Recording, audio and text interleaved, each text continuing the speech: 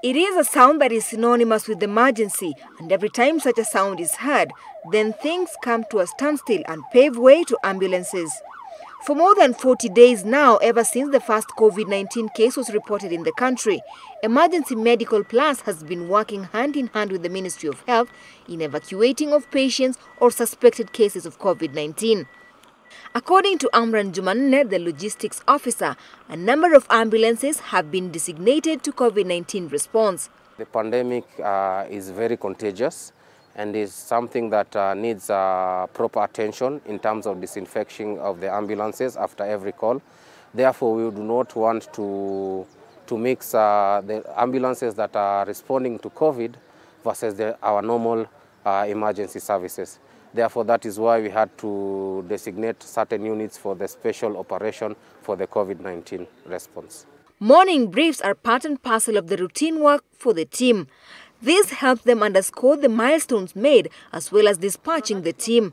Today's team lead paramedic is Samuel Kagumo, who is in charge of the team stationed at the Ministry of Health.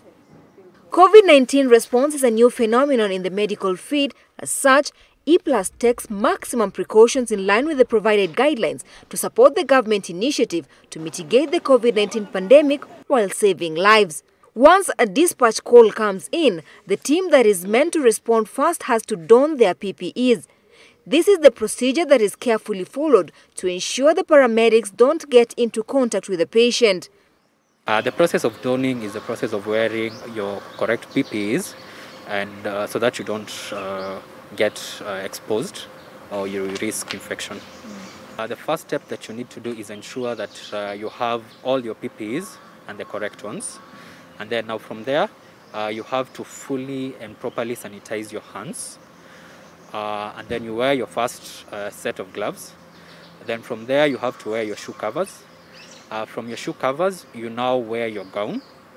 After you've worn your gown, ensuring that your gown doesn't don't get contaminated. And then now from there, you wear your mask. Basically for us, you're using the N95. And then now from there, you wear your goggles, and then you wear your hood. So once you've worn all that, your colleague should actually ensure that you're fully covered to ensure that you don't risk any infection. Yes, there's no openings and you cannot get infected, either maybe by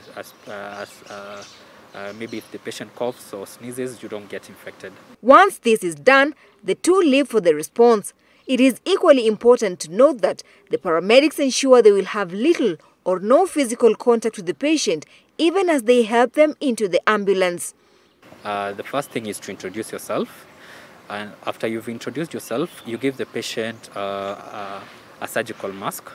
You sanitize the patient, and then you give the patient a surgical mask.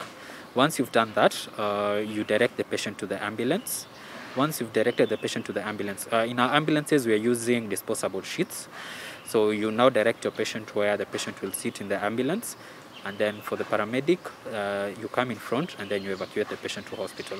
One of the major challenges of the paramedics at work during response is some patients prefer not disclosing their location for fear of stigmatization from neighbors. Hence, they meet halfway with paramedics in locations where their identity is unknown. You can be dispatched to go and pick a patient from a certain place, but now the patients will not be comfortable you coming to their place, because once people see the ambulance and see us fully done, they get scared.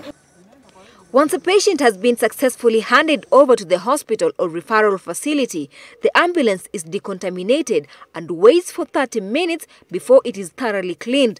At this point, the operator alongside the paramedic head to the E-Plus headquarters, where they doff as well as ensure the ambulance is thoroughly cleaned. We coordinate, tunangoja 30 minutes kwa sababu dawa ingie kwa kila kona ya gari. For 30 minutes, tutanga 30 minutes alafu tupeleke car wash, clean thara, because hatuwezi tumia tena kwa sababu iko na germs ndani. Tukitumia hivyo inaweza ambukisha mwingine, but tuleke mwingine hakuwa confirmed case, maybe alikuwa suspected cases. So we have to clean it and then tutumie baadaye kwa mwingine. Both the ambulance operator as well as the paramedic doff their PPEs. According to Kagumo, This is the most critical point for a paramedic, as major infections by health workers are contracted during this process of doffing. Dana Rose, Switch TV.